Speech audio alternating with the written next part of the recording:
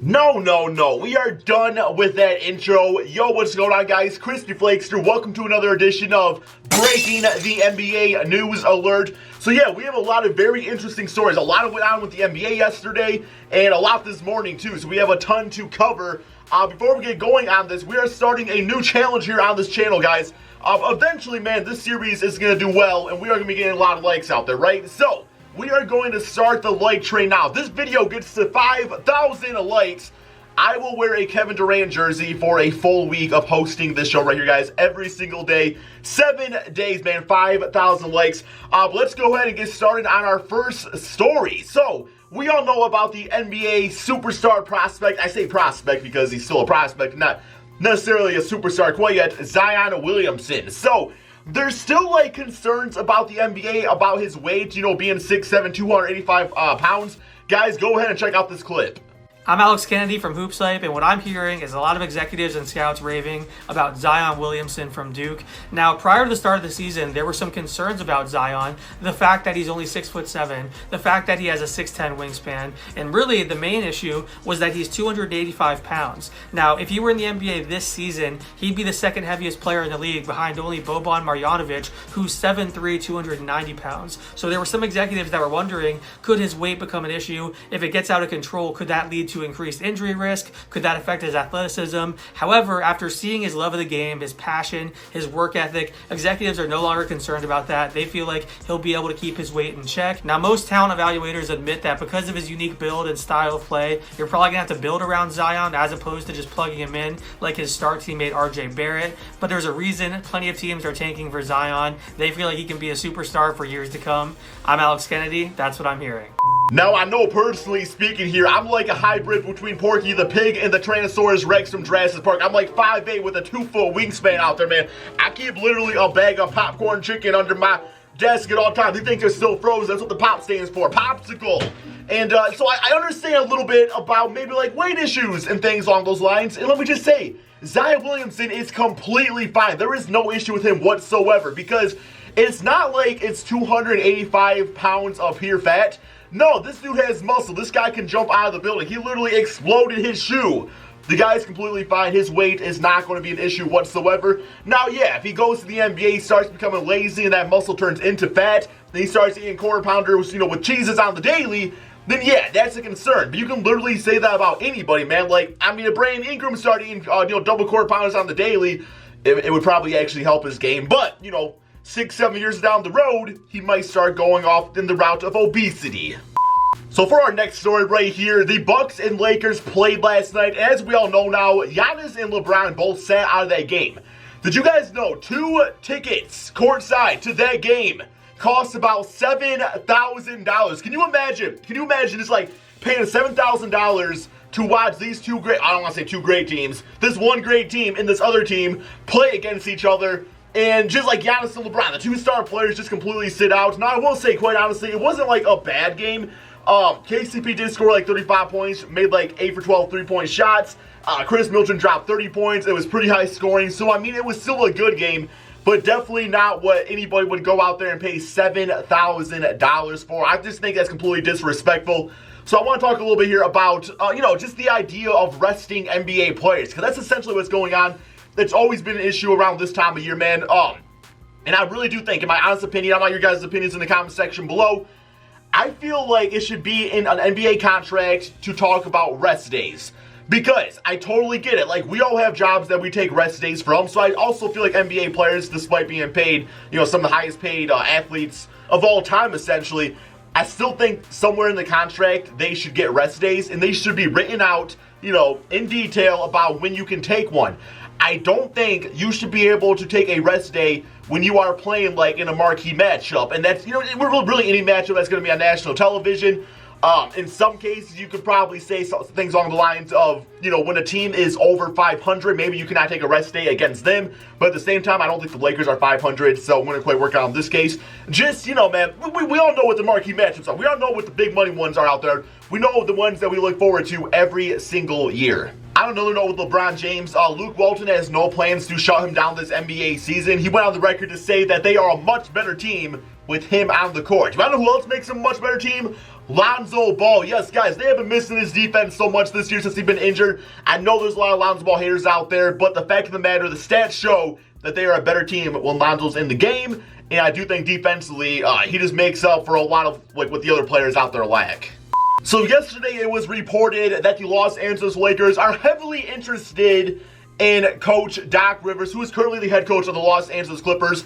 Guys, let's just add this to the long list of people and personnel and players that the Lakers think they are going to end up getting. It happens every single season. Doc Rivers went on the record to shut down these rumors by saying this. Well, I have a job and the Lakers have a coach, number one, and I am going nowhere, Rivers said, before the Clippers' 115-109 win against the Indiana Pacers on Tuesday night. I can tell you that, straight and up front, I'm going to be here until Clippers owner says, get out. I plan on being here for a very long time. And I'm going to say that I agree with Doc Rivers. I feel like, personally, the Clippers are in a better situation right now, especially if they can land somebody like a Kawhi Leonard, who we all know is very interested in playing for the Clippers over the Lakers as of right now. You know, maybe getting a Kevin Durant, somebody along those lines. I just think, man, just when you play for the Clippers, you're still playing in LA, but you don't really have that Lakers, you know, headline hanging over you all the time. So I think that Doc Rivers loves playing or loves coaching for the Los Angeles Clippers. And yeah, why would he leave to go to the Lakers, who are probably in a worse situation? So the Brooklyn Nets made absolute history last night, guys, being the fourth team since the shot clock era to come back down 25 plus points going into the fourth quarter. D'Angelo Russell scored 27 of his career-high 44 points in the fourth quarter. Rondae Hollis-Jefferson made a layup with 0.8 of a second remaining, and the Nets rallied for 28 points down in the second half to beat the Sacramento Kings 123-121 on Tuesday night and snap a 4-game losing streak. The Nets, who trailed by 25 after three quarters, became just the fourth team in the shot clock era to overcome a 25-point fourth quarter deficit, according to ESPN stats and information research. Teams trailing by 25 or more points entering the fourth quarter were 3 and 3,028 in the shot clock era entering Tuesday. Let's just give it up, guys, for the Brooklyn Nets. I cannot get enough of this team. I just love the job that the owner has done since, you know, losing all those draft picks. D'Lo, let's just look at this, man. This is not supposed to be a Lakers hating video. D'Angelo Russell, career year. Julius Randle, career year. Brook Lopez, completely changing his game out there. Lou Williams, being amazing for the Clippers. These are all guys that were once on the Lakers. Like, we're talking about the Lakers rebuilding, but they've already had the players set that they could have put around LeBron James for this team to have much more success, addition to what they already have out there. So, I don't know, man. Like, do you feel like D'Lo and Julius Randle, that they are becoming great players because of the systems they are now in? Or do you feel like they were destined for this the whole time and they would have been just as good on the Los Angeles Lakers?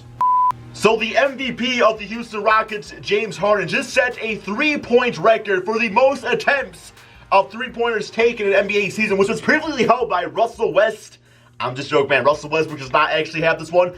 It was held by Stephen Curry, of course, of the Golden State Warriors. So yeah, man, James Harden likes to shoot threes. It's a big part of their offense. Mike D'Antoni definitely encourages the three-point shot. And with all the injuries, it's no surprise that, you know, James Harden with his little step-back jumper was going to definitely break this record sooner or later. Harden also surpassed Dirk Nowitzki of the Dallas Mavericks on the NBA's all-time list of three-pointers made, which probably sounds a bit more important than three-point attempts.